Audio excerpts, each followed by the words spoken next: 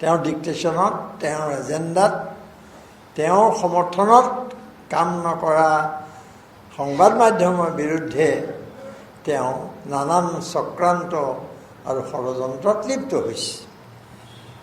তেওঁক সমালোচনা কৰাৰ বাবেই মুখ্যমন্ত্ৰীয়ে বাছি বাছি কেইটামান সংবাদ মাধ্যমক আৰু বিশেষভাৱে অসমীয়া প্ৰতিদিনক তেওঁলোকৰ লখিমপুৰৰ কাৰ্যালয়ৰ যি তাণ্ডৱ চলালে, আকৌ তাৰ আগতে শিৱসাগৰৰ দৰে ঐতিহ্যপূৰ্ণ এটা ঠাইত তেওঁলোকৰ মানুহে যিদৰে কাকত জ্বলালে, এইটো কিমান ডাঙৰ কথা সাম্প্ৰতিক অসমৰ ইতিহাসত, এইটো আপোনালোকে বিবেচনা কৰি চাব, ৰাইজেও বিবেচনা কৰি চাব। আৰু মই ভাবোঁ যে হিমন্ত বিশ্ব শৰ্মাই যেতিয়াই কিবা এটা বেয়া কাম কৰে তেতিয়াই তেওঁ মানুহবিলাকক দুৰ্বল কৰি ল'ব খোজে, সমাজখনক দুৰ্বল কৰি ল'ব খোজে, চাৰিওফালে ঘৃণা বিয়পাই দি মানুহৰ বিৰুদ্ধে মানুহক একেবাৰে লগাই দিব খোজে। আৰু সেইবোৰ কাম যেতিয়া তেওঁ কৰাত বাধা পায় তেতিয়াই তেওঁ খং উঠে। এতিয়া তেওঁ শ্ৰুতলিপি মানি চলিব নোখোজা সাংবাদিকসকলক তেওঁ নানান প্ৰকাৰে মালিকৰ নাম কৈ, সম্পাদকৰ নাম কৈ এটা অভদ্ৰ আচৰণ কৰে, যিটোক আমি গৰিহণা দিছোঁ। এতিয়া অসম নাগৰিক সন্মিলনৰ তৰফৰ পৰা আমি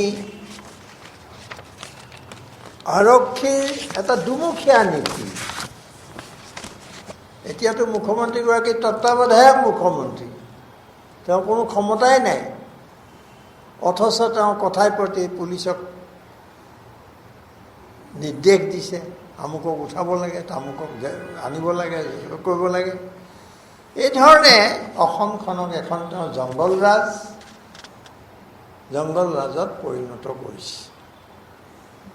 আৰু তেওঁৰ ডিক্টেশ্যনত, তেওঁৰ এজেণ্ডাত, তেওঁৰ সমৰ্থনত কাম নকৰা সংবাদ মাধ্যমৰ বিৰুদ্ধে তেওঁ নানান চক্ৰান্ত আৰু ষড়যন্ত্ৰত লিপ্ত হৈছে। তেওঁক সমালোচনা কৰাৰ বাবেই মুখ্যমন্ত্ৰীয়ে বাছি বাছি কেইটামান সংবাদ মাধ্যমক আৰু বিশেষভাৱে অসমীয়া প্ৰতিদিনক তেওঁলোকৰ লখিমপুৰৰ কাৰ্যালয়ৰ যি তাণ্ডৱ চলালে, আকৌ তাৰ আগতে শিৱসাগৰৰ দৰে ঐতিহ্যপূৰ্ণ এটা ঠাইত তেওঁলোকৰ মানুহে যিদৰে কাকত জ্বলালে, এইটো কিমান ডাঙৰ কথা সাম্প্ৰতিক অসমৰ ইতিহাসত, এইটো আপোনালোকে বিবেচনা কৰি চাব, ৰাইজেও বিবেচনা কৰি চাব। আৰু মই ভাবোঁ যে হিমন্ত বিশ্ব শৰ্মাই যেতিয়াই কিবা এটা বেয়া কাম কৰে তেতিয়াই তেওঁ মানুহবিলাকক দুৰ্বল কৰি ল'ব খোজে, সমাজখনক দুৰ্বল কৰি ল'ব খোজে, চাৰিওফালে ঘৃণা বিয়পাই দি মানুহৰ বিৰুদ্ধে মানুহক একেবাৰে লগাই দিব খোজে। আৰু সেইবোৰ কাম যেতিয়া তেওঁ কৰাত বাধা পায় তেতিয়াই তেওঁ খং উঠে। এতিয়া তেওঁ শ্ৰুতলিপি মানি চলিব নোখোজা সাংবাদিকসকলক তেওঁ নানান প্ৰকাৰে মালিকৰ নাম কৈ, সম্পাদকৰ নাম কৈ এটা অভদ্ৰ আচৰণ কৰে, যিটোক আমি গৰিহণা দিছোঁ। এতিয়া অসম নাগৰিক সন্মিলনৰ তৰফৰ পৰা আমি আৰক্ষীৰ এটা দুমুখীয়া নীতি, এতিয়াতো মুখ্যমন্ত্ৰীগৰাকী তত্ত্বাৱধায়ক মুখ্যমন্ত্ৰী, তেওঁ কোনো ক্ষমতাই নাই, অথচ তেওঁ কথাই প্ৰতি পুলিচক নিৰ্দেশ দিছে, আমুকক উঠাব লাগে, তামুকক আনিব লাগে, কৰিব লাগে।